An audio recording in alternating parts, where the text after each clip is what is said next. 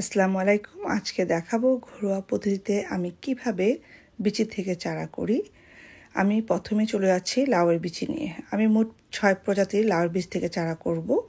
4 প্রজাতি আমার গত বছরের পাকা লাউয়ের বিচি এবং 2 প্রজাতি আমি কিনে নিয়েছি বাজার থেকে। আসলে ভালো বীজের উপর ভালো চারা উৎপাদন নির্ভর করে। আমার 100% জার্মিনেশন হয়েছে, তাই আপনাদের সাথে তা শেয়ার করলাম একদম ঘরোয়া পদ্ধতিতে। যারা নতুন বাগান করতে চায়, খুব ঝামেলার পদ্ধতি ফলো করা দরকার নাই। প্রথমেই চলে যাচ্ছি সনাতন পদ্ধতিতে, যে পদ্ধতিতে আমার মা দাদিরা চাষ করতো। লাউয়ের বিচি 24 ঘন্টা পানিতে ভিজাবো এবং মাটিতে লাগিয়ে দিলেই 12 থেকে 15 দিনেই লাউয়ের চারা উঠবে। তবে আমি অন্য পদ্ধতি দেখাবো, যেটাতে 5 দিনে আপনার লাউয়ের বিচি থেকে চারা হবে।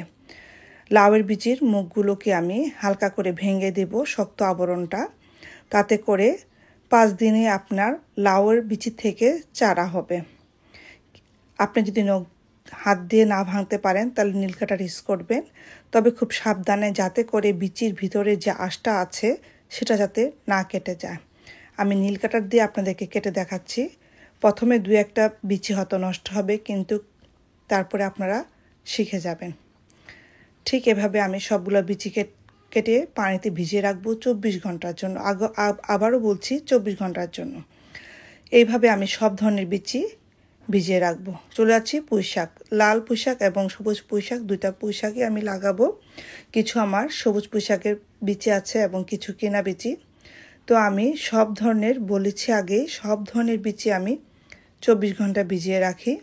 রাখার পর টিস্যুতে আমি ভিজিয়ে রেখে দিলে 2 থেকে 5 দিন থেকে 8 দিনে সব ধরনের বীজের চারা উঠে যায়। মিষ্টি কুমড়া শুধুমাত্র 4 থেকে 5 ঘন্টা পানিতে ভিজিয়ে টিস্যুতে ভিজিয়ে রাখলে হয়। টু মাছ ভিজিয়ে রাখলে মিষ্টি কুমড়ার বিচি পচে যায়। 4 থেকে 5 ঘন্টা ভিজিয়ে রাখলে হবে। 4 থেকে 5 ঘন্টা ভিজানোর পর আমি একটা টিস্যুর মধ্যে ঠিক এইভাবে ছেঁকে নিয়ে রেখে দেব। 2 দিনই আমার বীজ থেকে শেকড় বের হয়ে যাবে। মিষ্টি কুমড়া, শসা, ক্ষীরা খুব ফাস্টার 2 দিনের মধ্যেই আপনার অঙ্কুরোৎ ক্ষমতা হয়ে যায়। ইভেন শিম, ঢেঁড়স, বরবটি, আমি সব ধরনের বিচিগুলো প্রথমে নাম লিখে লিখে ছোট ছোট 1 টাইপ কাপের মধ্যে নিয়ে নিয়েছি এবং পানি দিয়ে আমি 24 ঘন্টার জন্য ভিজিয়ে রাখব। 24 ঘন্টা ভেজানোর পর সবগুলা বিচি আমি টিস্যুর মধ্যে করে রেখে দেব এবং সবগুলো অতিরিক্ত পানিগুলো ফেলে দেব। আমি সেম ওয়েতে বেগুন, চিচিঙ্গা, করলা, রানার বিন, মরিচ, সব ধরনের সবজির বিচিগুলো আমি এভাবেই করি। শুধু ফুলের বিচিগুলো সরাসরি মাটিতে লাগিয়ে দিই। সবজির বিচিগুলো আমি 1 দিন ভিজিয়ে রাখি। ক্ষীরা, সিম, শসা, বরবটি 2 দিনের মধ্যে অঙ্কুরোৎ ক্ষমতা দেখা দেয়। করলার বিচি কিভাবে করব? সেম লাউর বিচির মতো করলাগুলো আমি কেটে নেব। এতে করে 5 দিনের মধ্যে আমার বিচি থেকে গাছ উঠবে এবং 8 দিনেই আমি গাছ দেখতে পারবো মাটিতে লাগানোর পরে। 1 দিন পরে আমি সব ধরনের বিচিগুলো ছেঁকে নেব।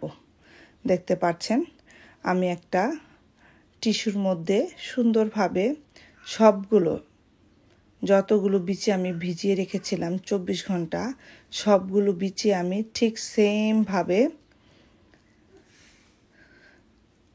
পানি থেকে ঝরিয়ে রেখে দেব। প্রত্যেকটা শিম, বরবটি, লাউ, করলা, ঢেঁড়স, শসা, ক্ষীরা, মরিচ, বেগুন, সব ধরনের বিচি, পুঁই শাক, দেখতে পাচ্ছেন প্রত্যেকটা বিচি পানিতে ভিজানোর কারণে চেঞ্জ আসছে। 1 দিন পরের অবস্থা এগুলো। দ্বিতীয় দিনে আপনাদেরকে দেখাবো কি অবস্থা হয়েছে বিচিগুলোর। সাদা ক্ষীরা,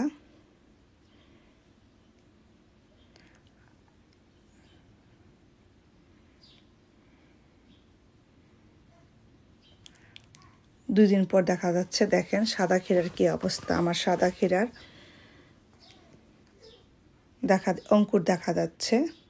খয়েরি ক্ষীরা, যেটা দেশি ক্ষীরা, খয়েরি ক্ষীরা, সেটারও খুব সুন্দর অঙ্কুর দেখা দিচ্ছে। শিম, বরবটিরও অঙ্কুর দেখা দিবে। আপনারা যাতে বুঝতে পারেন যে একদিন পানিতে ভিজিয়ে রেখে যদি টিস্যুতে ভিজিয়ে রাখেন, তাহলে টিস্যু বা একটা পাতলা সুতি কাপড়ের মধ্যেও আপনি রাখতে পারেন। টিস্যু যদি না থাকে সমস্যা নাই, পাতলা একটা কাপড়ের মধ্যে আপনি বেঁধে রাখতে পারেন। দেখতে পাচ্ছেন 2 দিন পরে আমার প্রত্যেকটা ভিন জাতীয় গাছ, যেগুলো শিম, বরবটি, ক্ষীরা গাছের অঙ্কুর দেখা দিবে। যেহেতু এই ফসলগুলোর চামড়া খুব বিচির চামড়া পাতলা, সেজন্য আপনার সমস্যা হবে না। আপনি 2 দিন পরও লাগাতে পারেন অথবা 5 দিন পরও লাগাতে পারেন। 2 দিন পরে লাগালে যে জায়গা থেকে গাছটা উঠবে খুব স্ট্রংভাবে হবে। 5 দিন পরও লাগাতে পারেন। আমাদের নিউ ইয়র্কে এপ্রিল মাসের লাস্ট উইক হচ্ছে চারা করার ভালো উপযুক্ত সময়। মরিচ এবং বেগুনের চারাটা এপ্রিলের প্রথম দিক দিয়ে করে ফেললে ভালো, বাকি অন্য সব চারা এপ্রিলের লাস্ট উইক করলেই ভালো। দেখতে পাচ্ছেন 5 দিন পর লাউয়ের অঙ্কুর দেখা দিচ্ছে। কিভাবে লাউয়ের বিচিটা লাগাবেন, যারা নতুন বাগানে তারা কোশ্চেন করেন কিভাবে লাউয়ের। দেখতে পাচ্ছেন যে অংশতে লাউয়ের শেকড় দেখা যাচ্ছে এটা মাটির নিচের দিকে যাবে এবং বিচি অন্য প্রান্তটা উপরের দিকে হবে। এইভাবে আমি সবগুলা বিচি লাগিয়ে দিয়েছি। লাগিয়ে আমার বেসমেন্টে গ্রো লাইট আছে, গ্রো লাইটের নিচে আমি রেখে দিয়েছি। কারো যদি গ্রো লাইট না থাকে কোনো সমস্যা নাই, রান্নাঘরের যে কোনো এক পাশে একটা ট্রের মধ্যে রেখে দিলে হবে। কারণ রান্নাঘর সবসময় রান্না করা হয়, রান্নাঘরটা গরম থাকে। টেম্পারেচার যদি 60 আপ থাকে তাহলে ইজিলি চারা উঠে যাবে, কোনো কষ্ট করতে হবে না। দেখতে পাচ্ছেন বরবটি আমি 5 দিন পরের অবস্থা, আমার প্রত্যেকটা বিচি আপনাদেরকে দেখাচ্ছি। এগুলো হচ্ছে 5 দিন পরের সিড। করলা, লাউ, শসা যেগুলো দেখতে পাচ্ছেন এগুলো 5 দিন পরে।